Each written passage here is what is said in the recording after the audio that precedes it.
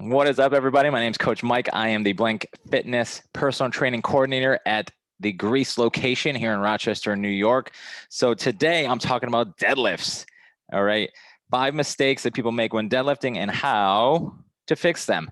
All right. So deadlifting, a very foundational, very popular exercise, very phenomenal and fantastic exercise for building the booty and those hamstrings and the posterior chain, some back too as well. All right. And grip strength with the forearms. So today, 5 mistakes that people make. I see a lot with coaching clients. I've coached clients for 5 plus years with deadlifting. You know, some barbell, some not barbell.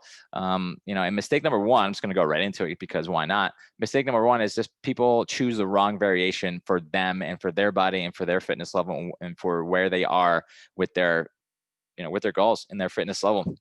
Especially if you're a beginner, I do not recommend just heading straight for the barbell and trying to lift the weight off the floor. All right. So you want to get into proper hinging mechanics and movement patterns to even start. That's the first step, is to learn how to hinge properly and then go from there. All right. So first mistake is just picking the wrong piece of equipment, picking the wrong variations to start with. All right. So as you can see down at the bottom of this article, I just gave my recommendations on the progressions and how to progress the deadlifts, starting with body weight. Just again, learn the hinge position and then going up to, a single dumbbell and then 2 dumbbell or a single kettlebell, and then kind of going from there up the chain with that. So that's first mistake number one, is wrong variation. Mistake number 2, dose, is rushing the setup of the exercise. All right. So not just walking over to the bar and lifting it, or walking over to the kettlebell and just lifting it off the floor. So here I got a kettlebell to demo. So people, this might be an example of rushing the setup, just picking it up, rounding, and then lifting, and then putting it back down. All right. Rushing the setup. All right. So in my opinion, the setup is your first rep. All right. I'm going to say it again if you want to write it down or bookmark that in here. Your setup is your first rep of any exercise that you do, but especially a deadlift position when you're hinging your hips back. Your setup is your first rep. So taking time, not rushing into it, taking your time to just get in the proper positioning, getting set up properly, and then lifting a weight from there. And especially, embracing your abs, right? People say, tighten your abs, engage your core. A lot of people, what the heck does that mean? So I like to tell people that, you're about to get punched in the stomach. You're going to get sucker punched in the stomach. Hopefully you don't. But if you do, what would your abs do, right? They would tighten up, they would engage. So I just think of that. I tell that cue to my clients all the time and members here at Blank, that engaging your core is just, pretending like you're going to get sucker punched in the stomach, and then working on that and working on, just feeling what that feels like and engaging those abs. So that's mistake number 1, or mistake number 2, sorry, is rushing the setup. Mistake number 1 is wrong variation. All right. Mistake number 3 is pulling the weight off the ground instead of pushing the weight off the ground. You're like, what? That doesn't make any sense. That makes 0 sense. So a lot of people think of, deadlift, pulling exercise, you're pulling the weight off the floor, right? But the thing that I coach people at all the time is you want to push your feet into the floor, and then bring the weight up. So here's kind of what an example would look like with that. So proper hinging position. I'll go more in depth into that on one of the later mistakes. I think it's 4 or 5. So, people, you're here, right? So you're not just pulling the weight off the ground, right? You're pushing your feet into the ground. So shoot your hips back. My hips are above my knees. Push your feet into the ground. So we use our legs and then stand tall. All right. So squeeze the butt, stand all the way up tall. All right. And then controlling that weight on the way back down. So focus on pushing your feet into the ground, pushing the floor away from you, to use our legs and not just pulling the weight off the ground and rounding our back and using our back to pull that weight up. We do not want to do that. I've had low back issues, tons of them in the past. If you read a little bit lower in the article, you'll find out about that. So that's, mistake number 3 is just pulling it off the floor and not pushing those feet into the ground. All right. And then mistake number 4 is rushing your reps. So going too fast with your reps. So if you're in a very experienced deadlifter and you've deadlifted for a while now, this mistake might not be true for you, but for beginners, for a lot of people that have never deadlifted with a kettlebell or deadlifted with dumbbells or deadlifted with a barbell, rushing your reps, I do not recommend. Do not recommend. All right. So controlling the weight, controlling your reps is so important, especially when you're learning the movement for the very first time. You don't want to go into it rushing it up and down, coming up and down really fast. So here's what I would recommend.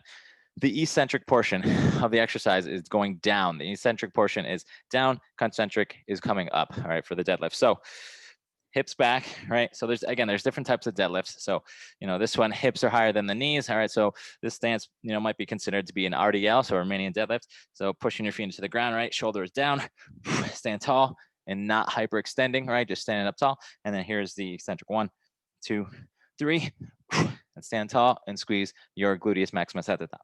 So down 1, 2, 3, and coming up, all right? So that's kind of the speed that I coach people with, is controlling for 3 seconds on the way down and then 1 or 2 seconds on the way up. All right. You want to be explosive at the top when you come up. Remember pushing your feet into the ground, standing tall, but not going too fast, not rushing it, especially again on that way down. All right. So shooting your hips back, hinging, make sure your abs are engaged. You're going to get sucker punched. All right. So another mistake that I see is people cranking their neck up when they go down into the deadlift. So, there's so many different opinions out there for this one. So, but what I'm recommending based on my experience is you want to, keep close to a neutral spine. All right. So here's kind of my viewpoint on this. All right. So what I don't recommend doing, I don't know why I'm making X, but what I don't recommend, at the bottom of the deadlift, looking up, straight up into the air, like looking up that way. All right. So that's just, putting your neck and your spine, lots of stress on your neck, and just putting it out of alignment. So what I recommend is when people are doing the deadlift, when I coach people as either looking, down here, out a little bit, like 4 or 5, 6 inches out in front of you. All right. Or even a little bit farther. So as long as you're looking in this direction, so here, looking kind of straight down, looking out a little bit, that's fine. As long as you're not looking up.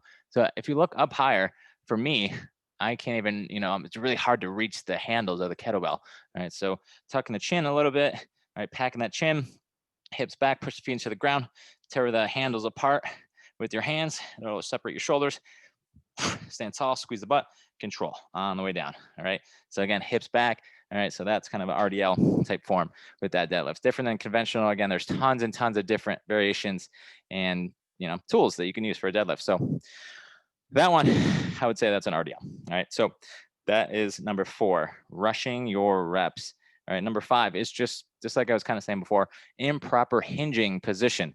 All right, not getting into a proper hinge, not learning the hinge position, and then just boom, jumping into lifting a heavy kettlebell, heavy dumbbells off the ground. All right, I see it so many times, people just doing it incorrectly. So I'm going to coach you on what the proper hinge looks like, proper hinging position. So in the article, if you read down, you'll see that we should learn how to hinge, probably because we pick things up off the ground all the time, whether we know it or not. Just doing this, picking it off the ground.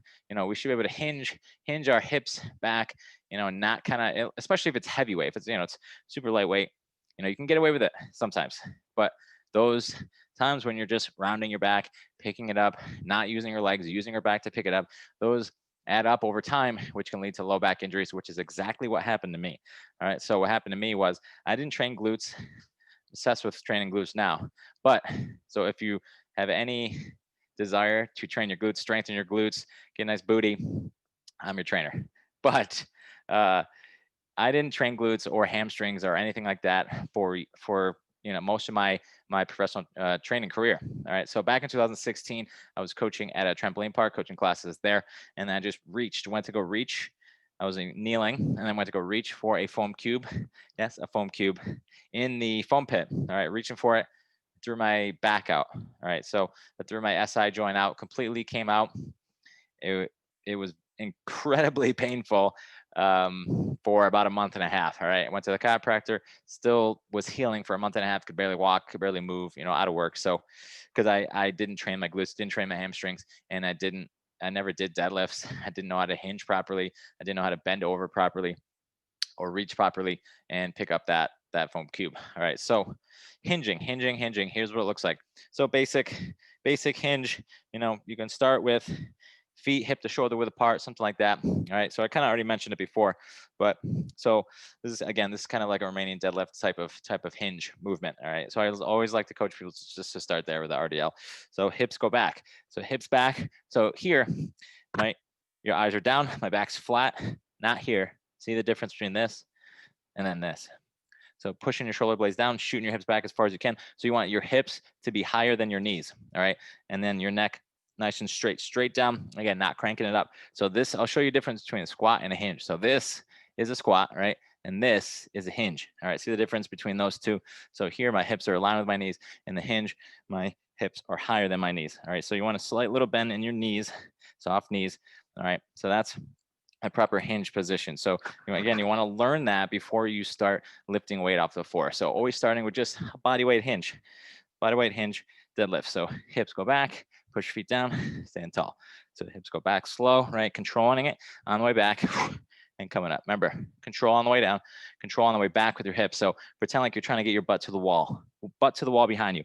All right. So I always, if people struggle with deadlifts, I coach them to just really just get a wall and push your hips back, push your booty back to the wall. And then once you hit it, then you're good. All right. So that's also a good way to learn how to hinge properly. It's just to get some sort of thing behind you to shoot your butt to. All right. So if you're just shooting your butt back there, you might not know where it is in space, right? So if you get a wall, if you get have your coach put a foam roller behind you or a block or something like that to help you kind of feel where you're at in space with your glutes and with your hips going back. All right. So proper positioning is super, super important. All right. Your vision where you're going is super important as well. All right. So that was mistake number 5, is just improper hands position and improper alignment with your spine. All right. With your neck, you want to look, again, here's what it looks like. So with the RDL, you want to hug the kettlebell with your feet. All right. So here's the front view. So hugging the kettlebell with your feet here. So, again, there's so many different variations. Sumo stance is toes facing outwards like this, super wide, awesome variation of a deadlift. I love this one. But for RDL purposes, for just a basic deadlift, starting with feet like hip width apart, you can even hug the kettlebell, with the feet. I like to be around here with my feet for this one. Again, you got to figure out what's comfortable for you and your anatomy and your hips and your leg length and all this stuff. So hips go back as far as they can. My eyes, remember, eyes are down here or out here, not looking up at the camera. All right. So again, from the side profile view, hips back, kettlebell's always between the feet, between those shoelaces. Push your feet into the floor. Exhale, stand tall. I'm just squeezing my glutes. I'm not hyperextending my hips going forward. All right. And then controlling the weight on the way down. Exhale as you come up. Inhale on that way down. All right. And then standing tall too. All right. A bonus mistake, number 6 that I see people do is hyperextend. All right. Overextend at the top. All right. So go this way with their hips. All right. Just stand, when you're done, just standing straight up like you got a string attached to your head, right? Pulling you up towards the ceiling, extending straight up, squeeze the glutes, and then hips back. So you don't have to, people get too crazy into, exploding up at the top. And if you explode too fast, if you come up too fast, you're just going to drive your hips forward. And we don't want that, especially with weight in our hand. Our low back does not like that overextension with a heavy load. All right. So again, my name's Coach Mike. I am the trainer here at Blink Fitness Greece in Rochester, New York. Those are my tips. Might be a super long video, but that's okay. My 5 common mistakes that people make and how to fix them. Hopefully you found this video helpful. If you did, please share, please subscribe to this blog. We're going to be coming out with more videos from other Blink trainers here in the New York area. All right, Western New York area, Syracuse and Rochester. So I'll see you next time. Peace.